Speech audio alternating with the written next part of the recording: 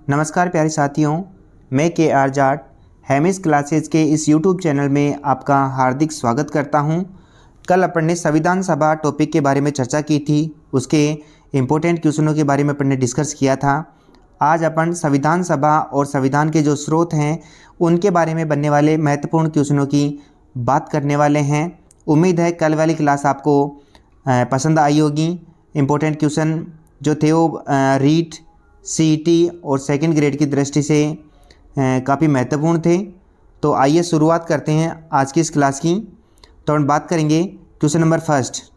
Question number first है, संविधान सभा में चीफ कमिश्नरी प्रांतों में कुल कितने सदस्य थे? जी हाँ, संविधान सभा में चीफ कमिश्नरी प्रांतों से कुल कितने सदस्य थे? तो ऑप्शन है अपने पास में 2, 4, 6 और 8। तो पहले तो इसको समझते हैं कि चीफ कमिश्नरी प्रांत क्या थे। तो याद रखना, कैबिनेट मिशन योजना के तहत कैबिनेट मिशन आया था 1946 में। तो कैबिनेट मिशन योजना के तहत संविधान सभा के लिए 389 सदस्यों का चुनाव होना था, जिसमें से जो 11 ब्रिटिश प्रांत थे उन 11 ब्रिटिश प्रांतों से 292 सदस्यों का चुनाव होना था और 93 सदस्यों का चुनाव देशी रियासतों से। किससे? देशी रियासतों से। 93 सदस्यों का चुनाव देशी रियासतों से और 4 सदस्य कमिश्नरी प्रांतों से, अर्थात चीफ कमिश्नरी जो प्रांत थे उनसे कितने सदस्य चुनकर आने थे? 4 सदस्य। तो याद रखना इसका राइट आंसर हो जाएगा 4। अब बात करते हैं अपन कि 4 चीफ कमिश्नरी प्रांत कौन कौन से थे। तो याद रखना, पहला तो था अपने अजमेर मेरवाड़ा,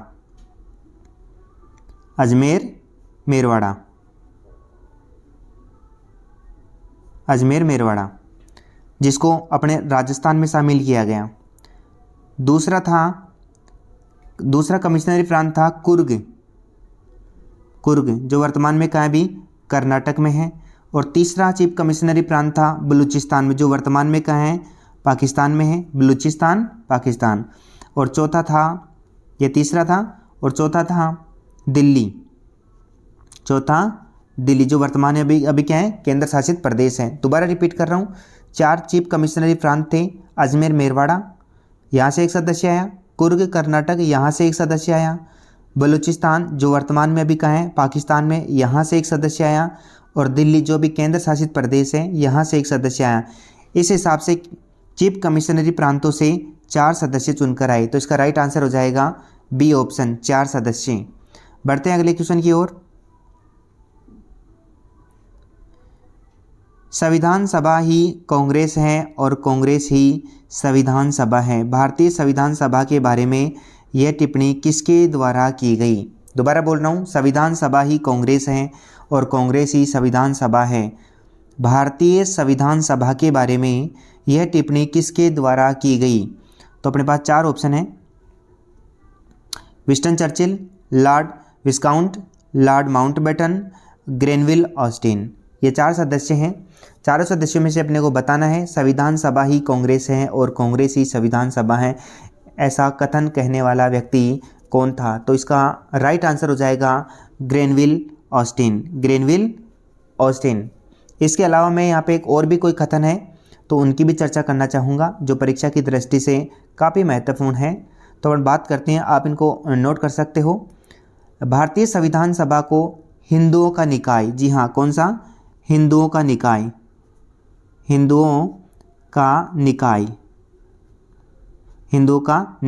का माने संस्था, हिंदुओं का निकाय। भारतीय संविधान सभा को हिंदुओं का निकाय किसने कहा? तो याद रखना, हिंदुओं का निकाय कहने वाला व्यक्ति कौन था? लॉर्ड विस्काउंट। याद रखना, इस व्यक्ति ने, लॉर्ड विस्काउंट ने क्या कहा था? हिंदुओं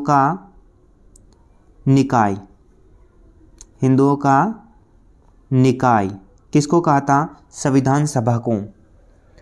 इसके साथ ही एक कथन और जो महत्वपूर्ण है परीक्षा की दृष्टि से, संविधान सभा एक बहुत बड़े वर्ग का प्रतिनिधित्व करती है। याद रखना, बड़े वर्ग का क्या कर रही है? प्रतिनिधित्व करती है। ऐसा कहने वाला व्यक्ति कौन था? तो विंस्टन चर्चिल। विंस्टन चर्चिल ने कहा कि संविधान सभा एक बहुत बड़े वर्ग का प्रतिनिधित्व करती है। विंस्टन चर्चिल ने संविधान को, याद रखना, बिना दुल्हन की शादी कहा। बिना दुल्हन, याद रखना, क्या कहा? बिना दुल्हन। बिना दुल्हन, बिना दुल्हन की शादी किसने कहा? विंस्टन चर्चिल ने। किसके बारे में कहा? संविधान सभा के बारे में, कि संविधान सभा क्या है? बिना दुल्हन की शादी। ऐसा विंस्टन चर्चिल ने क्यों कहा? क्योंकि जब संविधान सभा का पहला अधिवेशन हुआ, उस पहले अधिवेशन का बहिष्कार मुस्लिम लीग पार्टी ने किया। याद रखना, पहले अधिवेशन का बहिष्कार मुस्लिम लीग पार्टी ने किया, इसलिए विंस्टन चर्चिल ने संविधान सभा को बिना दुल्हन की शादी कहा। काफ़ी इंपॉर्टेंट फैक्ट था, ठीक है, तो इसको आप नोट कर सकते हो। बढ़ते हैं अगले क्वेश्चन की ओर। संविधान सभा का स्थायी अध्यक्ष किसे चुना गया? अपन इस प्रश्न की चर्चा कल भी कर चुके थे, लेकिन यहाँ पे जानेंगे कुछ और फैक्ट कि संविधान सभा का स्थायी अध्यक्ष किसे चुना गया। तो याद रखना, संविधान सभा की जो पहली बैठक हुई थी, पहली बैठक की बात करेंगे हम 9 दिसंबर की। 9 दिसंबर 1946 को उस दिन काम हुआ था, सच्चिदानंद सिन्हा को अस्थायी अध्यक्ष बनाया था। अगर आपसे जनरली कोई पर्सन पूछ ले परीक्षा में, ऐसा कोई आ जाए कि भारत का पहला प्रोटेम स्पीकर, याद रखना, भारत का पहला प्रोटेम स्पीकर, तो पहला प्रोटेम स्पीकर कौन था? डॉक्टर सच्चिदानंद सिन्हा। याद रखना, कौन था? डॉक्टर सच्चिदानंद सिन्हा। लेकिन अपन बात करेंगे यहाँ पे स्थायी अध्यक्ष की। प्रोटेम स्पीकर का मतलब होता है अस्थायी अध्यक्ष। तो भारत का पहला अस्थायी अध्यक्ष कौन था? डॉक्टर सच्चिदानंद सिन्हा। लेकिन पर्सन ने अपने से पूछा है स्थायी अध्यक्ष, तो याद रखना 11 दिसंबर को जो बैठक हुई थी, 11 दिसंबर 1946 को जो बैठक हुई थी, उसमें डॉक्टर राजेंद्र प्रसाद को संविधान सभा का स्थायी अध्यक्ष बना दिया गया था। तो इसका राइट आंसर हो जाएगा डॉक्टर राजेंद्र प्रसाद। बढ़ते हैं अगले क्वेश्चन की ओर। अगला क्वेश्चन है, संविधान सभा के गठन के संबंध में निम्नलिखित कथनों पर विचार कीजिए। तो याद रखना, चार विचार दे रखे हैं, 4 कथन दे रखे हैं, उनमें से अपने को बताना है कि कौन सा कथन सही है। तो बढ़ते हैं कथनों की ओर। तो पहला कथन है, प्रतिनिधि 4 घटकों जिनमें हिंदू, मुस्लिम, सिख और ईसाई चुने जाते थे। याद रखना, 4 घटक नहीं थे। कितने घटक थे? केवल 3 ही घटक थे। केवल 3 ही घटक थे। इसका मतलब ये कथन क्या हो जाएगा? गलत हो जाएगा। दूसरा है, संघीय संविधान समिति के अध्यक्ष कौन? सरदार वल्लभ भाई पटेल? नहीं। कौन थे? नेहरू जी। कौन थे? नेहरू जी। याद रखना, कौन थे? नेहरू जी। संघीय संविधान समिति के अध्यक्ष कौन थे? नेहरू जी थे। इसका मतलब ये भी कथन क्या है? गलत है। बात करते हैं अगले कथन की ओर। संविधान सभा की कुल सदस्य संख्या 389। अभी थोड़ी देर पहले मैंने चर्चा की थी कि टोटल संविधान सभा के लिए 389 सदस्यों का क्या होना था? निर्वाचन होना था, जिनमें 292 का तो 11 ब्रिटिश प्रांतों से, 93 सदस्य देशी रियासतों से और 4 चीफ कमिश्नरी प्रांतों से आने थे। ठीक है, अपन चर्चा कर ली थी। इसका मतलब ये कथन तो क्या है? सही है। अब बढ़ते हैं अगले कथन की ओर। भीमराव अंबेडकर की अध्यक्षता में प्रारूप समिति 8 सदस्यों से मिलकर बनी थी। जी नहीं, 8 सदस्य नहीं थे, इसमें 1 + 6 सदस्य। कल चर्चा की थी अपन ने, एक अध्यक्ष और 6 सदस्यों से मिलकर बनी थी प्रारूप समिति, जिसके अध्यक्ष कौन थे? भीमराव अंबेडकर। तो इसके हिसाब से अपना याद रखना, पहला ऑप्शन भी गलत है, दूसरा ऑप्शन भी गलत है, तीसरा ऑप्शन सही है और चौथा ऑप्शन भी गलत है। इसका मतलब अपने केवल सी ऑप्शन सही हो जाएगा। तो याद रखना, ऑप्शन है ABCD, ABD, केवल सी। याद रखना, केवल सी ऑप्शन सही हो जाएगा। बढ़ते हैं अगले क्वेश्चन की ओर। संविधान की प्रस्तावना हमारे दीर्घकालीन सपनों का विचार है। ये कथन किसने कहा? याद रखना, संविधान की प्रस्तावना के बारे में चर्चा कर रहे हैं कि संविधान की प्रस्तावना हमारे दीर्घकालीन सपनों का विचार है। दीर्घकालीन सपनों का विचार हैं। तो अपने सामने ऑप्शन है KM मुंशी, पंडित ठाकुरदास भार्गव, मोहम्मद हिदायतुल्लाह और अलादी कृष्ण स्वामी अय्यर। तो याद रखना, इन चारों में से किसने कहा कि संविधान की प्रस्तावना हमारे दीर्घकालीन सपनों का विचार है? इसके बारे में चर्चा करते हैं। 5-7 आपको इम्पोर्टेंट फैक्ट बताऊंगा इससे जुड़े हुए। तो बात करते हैं इस पर्सन के बारे में कि संविधान की प्रस्तावना हमारे दीर्घकालीन सपनों का विचार है, ऐसा कहने वाला व्यक्ति था अलादी कृष्ण स्वामी अय्यर। इसका राइट आंसर हो जाएगा अलादी कृष्ण स्वामी अय्यर। इसके साथ 4-5 फैक्ट बताता हूँ, आप नोट कर लेना कि प्रस्तावना को संविधान की आत्मा, याद रखना प्रस्तावना को संविधान की आत्मा, तो याद रखना प्रस्तावना को संविधान की आत्मा 2 व्यक्तियों ने कहा है। एक तो पंडित ठाकुरदास भार्गव और एक मोहम्मद हिदायतुल्ला। अब समझने वाली बात है कब किसने कहा था, तो प्रस्तावना को संविधान की आत्मा ठाकुरदास भार्गव ने कहा था, ठीक है।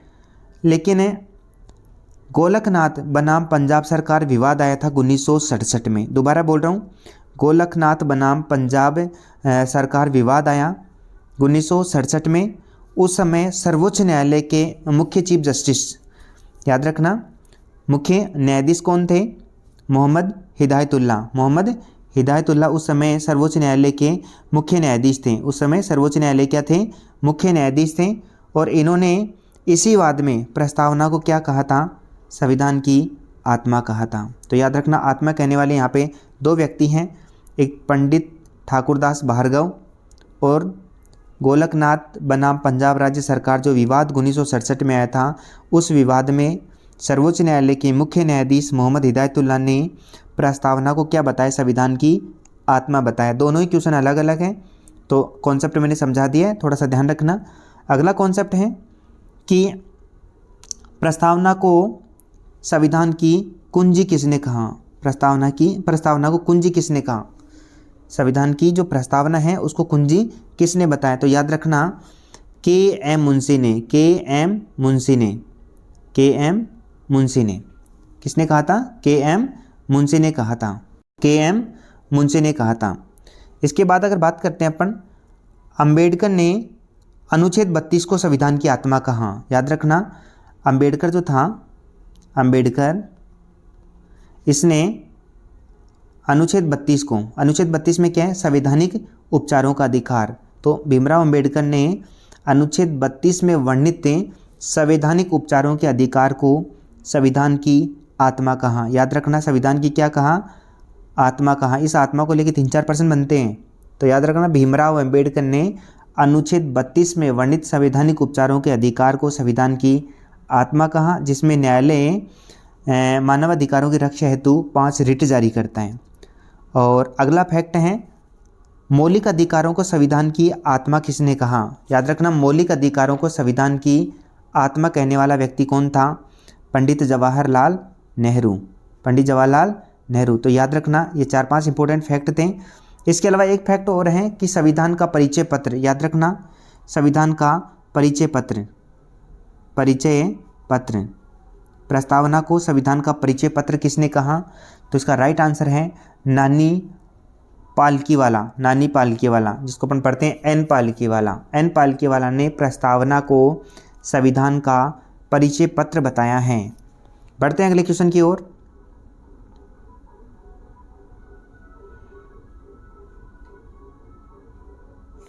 अगला क्वेश्चन है, संविधान सभा के सदस्यों में पंडित जवाहरलाल नेहरू प्रथम व्यक्ति थे जिन्होंने संविधान पर सर्वप्रथम हस्ताक्षर किए। संविधान पर अंतिम हस्ताक्षर करने वाला व्यक्ति कौन था। जी हाँ, संविधान सभा जो थी उसके सदस्यों में पंडित जवाहरलाल नेहरू एकमात्र ऐसा व्यक्ति था जिसने संविधान के ऊपर सबसे पहले हस्ताक्षर किया। लेकिन संविधान पर सबसे लास्ट में साइन करने वाला व्यक्ति या लास्ट में हस्ताक्षर करने वाला व्यक्ति कौन था। तो इसका राइट आंसर हो जाएगा राजेंद्र प्रसाद। जी हाँ, कौन था, doctor Rajendra Prasad. Right answer इसका डॉक्टर राजेंद्र प्रसाद। याद रखना बात करते हैं अपन 24 जनवरी की। 24 जनवरी 1950 को 24 जनवरी 1950 की बात कर रहे हैं। इस दिन संविधान का 12वां सत्र चल रहा था और 12वें सत्र में लगभग 284 लोग शामिल थे। कितने लोग शामिल थे, 284 लोग शामिल थे जिन्होंने संविधान के ऊपर हस्ताक्षर किया था, जिनमें सबसे पहले पंडित जवाहरलाल नेहरू और अंतिम हस्ताक्षर किसने किए थे, डॉक्टर राजेंद्र प्रसाद ने। उम्मीद है समझ में आया होगी। और बढ़ते हैं अगले क्वेश्चन की ओर। अगला है झंडा दिवस कब मनाया जाता है? जी हाँ, झंडा दिवस कब मनाया जाता है? कल में इससे जुड़ा हुआ एक प्रश्न आया था कि राष्ट्रीय ध्वज को कब अपनाया गया था? तो राष्ट्रीय ध्वज को अपनाया गया था 22 जुलाई 1947 को, 22 जुलाई 1947 को। और इसी दिन मानी 22 जुलाई को क्या मनाया जाता है? झंडा दिवस मनाया जाता है। तो याद रखना 22 जुलाई को क्या मनाया जाता है? झंडा दिवस मनाया जाता है। और अगर आपसे पूछ ले कि झंडा समिति के अध्यक्ष कौन थे, तो याद रखना झंडा समिति के अध्यक्ष थे डॉक्टर राजेंद्र प्रसाद, डॉक्टर राजेंद्र प्रसाद। झंडा समिति के अध्यक्ष कौन थे? डॉक्टर राजेंद्र प्रसाद। बढ़ते हैं अगले क्वेश्चन की ओर। अगला क्वेश्चन है, निम्नलिखित कथनों पर विचार कीजिए। निम्नलिखित कथनों पर विचार कीजिए। 2 कथन आपको दे रखे हैं, उनमें से सही कथन बताना है आपको। ठीक है, पहला कथन है, संविधान सभा की कार्रवाई के संचालन हेतु, संविधान सभा की कार्यवाही के संचालन हेतु 15 सदस्यों की नियम समिति, 15 सदस्यों की नियम समिति का गठन किया गया। याद रखना, संविधान की कार्रवाई के संचालन के लिए 15 सदस्यों की नियम समिति का गठन किया गया। और दूसरा कथन अपने पास में है, संविधान सभा में कुल 15 महिलाएं सदस्य थी। इनमें से बताना अपने को सत्य कथन कौन सा है? इनमें से बताना अपने को सत्य कथन कौन सा है? तो याद रखना दोनों ही कथन क्या हैं? सत्य हैं। दोनों ही कथन क्या है? सत्य हैं। इसका राइट आंसर हो जाएगा ऑप्शन नंबर सी, मानी ए और बी दोनों ही क्या है? सही हैं। ए और बी दोनों ही क्या है? सही हैं। इसके बारे में अपन बात कर लेते हैं थोड़ी सी, कि संविधान सभा की कार्रवाई के लिए 15 सदस्यों की एक समिति बनाई गई थी। ठीक है, उस समिति के अध्यक्ष कौन थे? तो याद रखना उस समिति के अध्यक्ष थे राजेंद्र प्रसाद, राजेंद्र प्रसाद, डॉक्टर राजेंद्र प्रसाद। इस समिति के क्या थे? अध्यक्ष थे। और 15 सदस्यों की समिति का गठन किया गया था। और महिलाओं के बारे में कल भी अपने चर्चा की थी कि संविधान सभा में कुल महिलाओं की संख्या कितनी थी? 15 महिलाएं थी, जिनमें एकमात्र मुस्लिम महिला सदस्य कौन थी? बेगम एजाज रसूल, बेगम एजाज रसूल। ये अपन कल चर्चा कर चुके थे। बढ़ते हैं अगले क्वेश्चन की ओर। अगला है, जो मैंने कल वीडियो के लास्ट में एक प्रश्न दिया था आपको कि मतलब भारतीय संविधान का लेखन कार्य किसके द्वारा किया गया। मैंने प्रश्न दिया था कि भारतीय संविधान को सबसे पहले लिपिबद्ध किसने किया था। याद रखना लिपिबद्ध मानी लेखन कार्य सबसे पहले किसने किया था। तो किसी ने भी इसका राइट आंसर नहीं दिया, तो इसका राइट आंसर हो जाएगा प्रेम बिहारी नारायण रायजादा, प्रेम बिहारी नारायण रायजादा। और कल अपन ने एक प्रश्न की और चर्चा की थी, जिसमें सबसे लास्ट का क्वेश्चन था विधि दिवस कब मनाया जाता है। तो उसका जो ऑप्शन मैंने बताया था वो गलत था। उसका ऑप्शन राइट आंसर था 26 नवंबर 1949। याद रखना प्रत्येक 26 नवंबर को विधि दिवस मनाया जाता है। तो आप एक बार सही कर लेना उसको। अगला क्वेश्चन है, निम्नलिखित कथनों पर विचार कीजिए। निम्नलिखित कथनों पर विचार कीजिए। और साथ ही मतलब एक इम्पोर्टेंट फैक्ट है कि संविधान की जो मूल पुस्तक जो थी, यहाँ पे एक नोट करना कि संविधान की जो मूल पुस्तक थी उस पर चित्रकारी किसने की थी। संविधान की जो मूल पुस्तक थी उस पर चित्रकारी किसने की थी। तो इसका आंसर आप लोगों को बताना है कमेंट में। दोबारा बोल रहा हूँ मैं कि संविधान की मूल पुस्तक पर चित्रकारी किसने की थी। ये काफ़ी इंपॉर्टेंट फैक्ट है और इसको कमेंट करके आप बताओगे कि इसका राइट आंसर क्या होगा। ठीक है, निम्नलिखित कथनों पर विचार कीजिए। तो पहला कथन है 26 जनवरी 1950 को राजेंद्र प्रसाद ने राष्ट्रपति पद की शपथ ली, जिनका निर्वाचन भारतीय संविधान के अनुच्छेद 54 के तहत हुआ। दूसरा कथन है भारतीय संविधान के अनुच्छेद 380 में संविधान सभा द्वारा निर्वाचित राष्ट्रपति का उल्लेख है। बताना इन दोनों कथनों में कौन सा कथन सही है कौन सा गलत है, या दोनों सही है या दोनों गलत हैं। बात करते हैं एक की। तो याद रखना ए में दे रखा है 26 जनवरी 1950 को, 26 जनवरी 1950 को, मानी इस दिन क्या हो गया था? संविधान लागू हो गया था। इस दिन क्या हो गया था? संविधान लागू हो गया था। तो याद रखना इस दिन डॉक्टर राजेंद्र प्रसाद को राष्ट्रपति पद की शपथ दिला दी गई, अर्थात शपथ ली जिनका निर्वाचन, याद रखना यहाँ तक तो सही है, ये यहाँ तक तो क्या है? सही है। लेकिन जिनका निर्वाचन भारतीय संविधान के अनुच्छेद 54 के तहत हुआ, भारतीय संविधान के अनुच्छेद 54 के तहत हुआ। तो अब याद रखना यहाँ पे ये गलत हो गया, यहाँ पे ये पूरा ही गलत हो गया। क्यों गलत हो गया?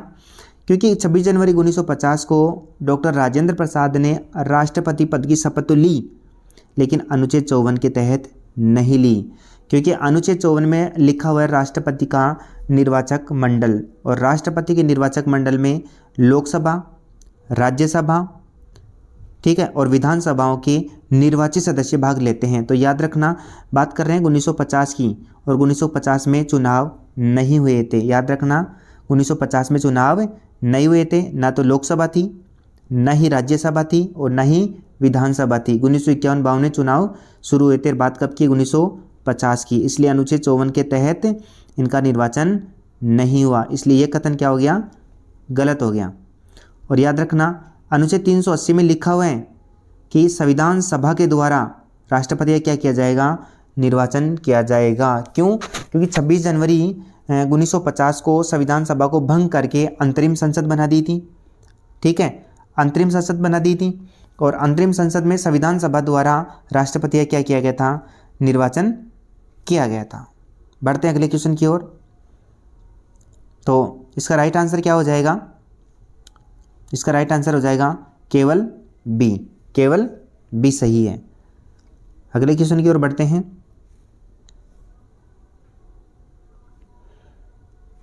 अगला क्वेश्चन है,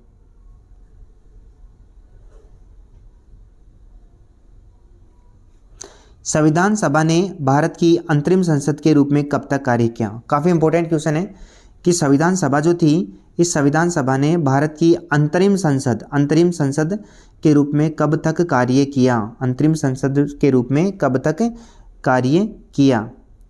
तो याद रखना, इसका राइट आंसर हो जाएगा 13 मई 1952 तक। अब 13 मई 1952 तक ही क्यों? क्योंकि 24 जनवरी 1950 को संविधान सभा को भंग करके क्या बना दिया गया था? अंतरिम संसद बना दी गई थी, ठीक है।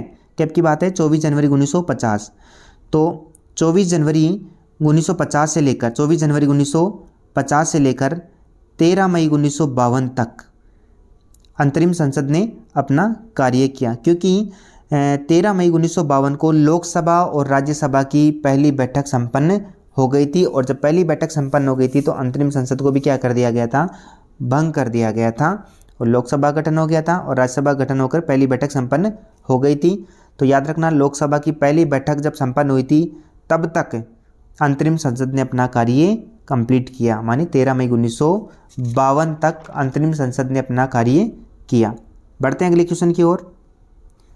भारत के संविधान में केंद्र सरकार द्वारा राज्यपाल की नियुक्ति, याद रखना, राज्यपाल की नियुक्ति जैसा प्रावधान कहाँ से लिया गया है? ये संविधान के स्रोतों में से क्वेश्चन है कि भारत के संविधान में केंद्र सरकार द्वारा राज्यपाल की नियुक्ति की जाएगी, ऐसा प्रावधान किस देश के संविधान से लिया गया है? अपने सामने 4 ऑप्शन है, इंग्लैंड, आयरलैंड, कनाडा और जर्मनी। तो याद रखना कि भारत के संविधान में केंद्र सरकार द्वारा राज्यपाल की नियुक्ति जैसा प्रावधान कहाँ से लिया गया है? तो इसका राइट आंसर हो जाएगा कनाडा। कनाडा के संविधान से लिया गया है। साथ ही आप लोगों को 1-2 चीज़ और बता देता हूँ मैं कि कनाडा के संविधान से क्या क्या लिया गया है। तो याद रखना, एक है संघीय शासन प्रणाली। मैं संसदीय शासन व्यवस्था की बात नहीं कर रहा, संसदीय शासन व्यवस्था इंग्लैंड से ली गई है, मैं बात कर रहा हूँ संघीय शासन प्रणाली की, ये कनाडा से लिया गया है। इसके अलावा कनाडा से और क्या क्या लिया गया है? केंद्र व राज्यों के लिए एक संविधान होगा। याद रखना, केंद्र के लिए भी वही संविधान होगा तो राज्यों के लिए भी वही संविधान होगा। केंद्र और राज्य दोनों में क्या चलेगा? एक ही संविधान चलेगा, ठीक है। ऐसा प्रावधान कनाडा से लिया गया है। और अवशिष्ट विषय पर कानून कौन बनाएगी? केंद्र सरकार बनाएगी। यह प्रावधान भी कनाडा के संविधान से लिया गया है। और याद रखना, राज्यपाल की नियुक्ति ये भी कनाडा के संविधान से ली गई है। यहाँ पे आप एक नोट लगा करके एक इम्पोर्टेंट फैक्ट लिख सकते हो कि कई बार अपन जब संविधान के स्रोत अलग अलग गाइडों में पढ़ते हैं तो कोई बताता है अमेरिका से, कोई बताता है कनाडा से। तो याद रखना, दोनों से ही थे, दोनों से ही राज्यपाल का पद के बारे में चर्चा की कर लेते हैं अपन कि संविधान के स्रोतों में अमेरिका से भी हैं और कनाडा से भी हैं, लेकिन अपन ने अमेरिका वाले को न अपना कर किसको अपनाया है? कनाडा वाले को अपनाया। क्यों? क्योंकि कनाडा में क्या होता है? केंद्र सरकार के द्वारा राज्यपाल की नियुक्ति की जाती है, और अमेरिका में क्या होता है? कि राज्यपाल का निर्वाचन होता है, और अपने यहाँ पे राज्यपाल की क्या होती है, नियुक्ति होती है। इसलिए कनाडा में भी क्या होती है, राज्यपाल की नियुक्ति होती है। इसलिए अपने कनाडा के संविधान से अपनाया है, न कि अमेरिका से। अगर अपने अमेरिका से अपनाते तो राज्यपाल का क्या होता, निर्वाचन होता। इसलिए कभी भी किसी किताब में पढ़ो आप, अमेरिका और कनाडा दोनों में कहीं कन्फ्यूजन न हो, इसलिए मैंने ये आपका कॉन्सेप्ट क्लियर किया है कि अमेरिका से इसलिए नहीं लिया क्योंकि अमेरिका से राज्यपाल का जो पद है वो निर्वाचित होता है। बढ़ते हैं अगले क्वेश्चन की ओर। भारत के संविधान में मूल अधिकारों का समावेश किया गया है, अर्थात भारतीय संविधान में मूल अधिकार किस देश के संविधान से लिया गया है। याद रखना, भारत के संविधान में मूल अधिकार किस देश के संविधान से लिया गया, अर्थात अधिकारों का समावेश कहाँ से किया गया है। तो याद रखना, मूल अधिकार लिए अपन ने अमेरिका के संविधान से। मूल अधिकार कहाँ से, अमेरिका के संविधान से लिए हैं। और मूल अधिकारों को संविधान की आत्मा, याद रखना, मूल अधिकारों को संविधान की आत्मा किसने कहा था, पंडित जवाहरलाल नेहरू, जिसके बारे में अपन चर्चा कर चुके हैं। तो याद रखना, अमेरिका की बात करें तो अमेरिका के संविधान से क्या क्या लिया गया है अपने देश के संविधान में। तो याद रखना, संविधान की जो प्रस्तावना है, संविधान की जो प्रस्तावना है, प्रस्तावना की जो पहली पंक्ति है, हम भारत के लोग, ये अमेरिका के संविधान से ली गई है। इसके अलावा न्यायिक पुनरावलोकन, स्वतंत्र निष्पक्ष न्यायपालिका, मौलिक अधिकार, उपराष्ट्रपति का पद, राष्ट्रपति को पद से हटाने की प्रक्रिया अर्थात महाभियोग, महाभियोग, ठीक है, महाभियोग जो अनुच्छेद 61 में वर्णित है, ये भी अमेरिका से लिया गए हैं। और साथ ही ये भी लिया गया है कि राष्ट्रपति तीनों सेनाओं का सर्वोच्च सेनापति होगा।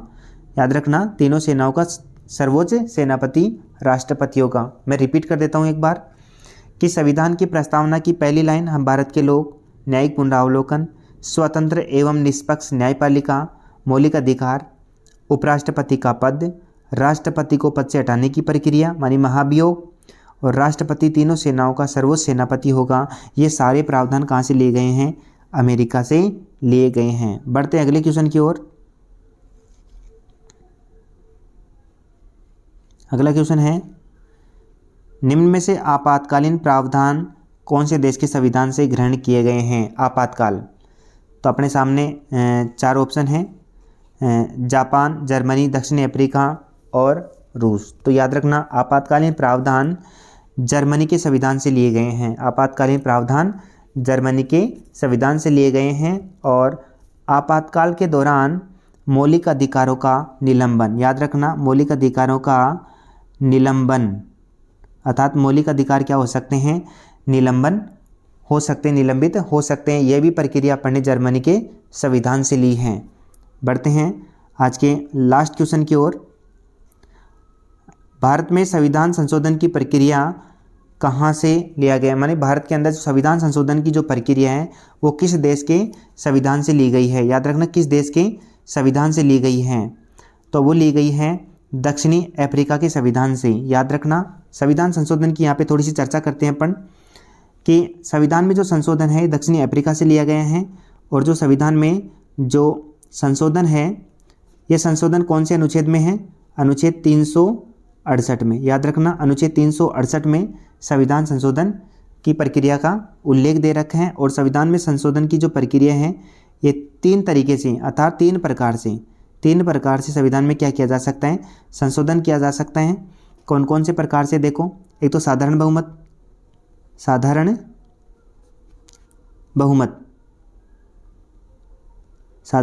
बहुमत से, दूसरा है विशेष बहुमत मानी 2/3 बहुमत, 2/3 बहुमत से।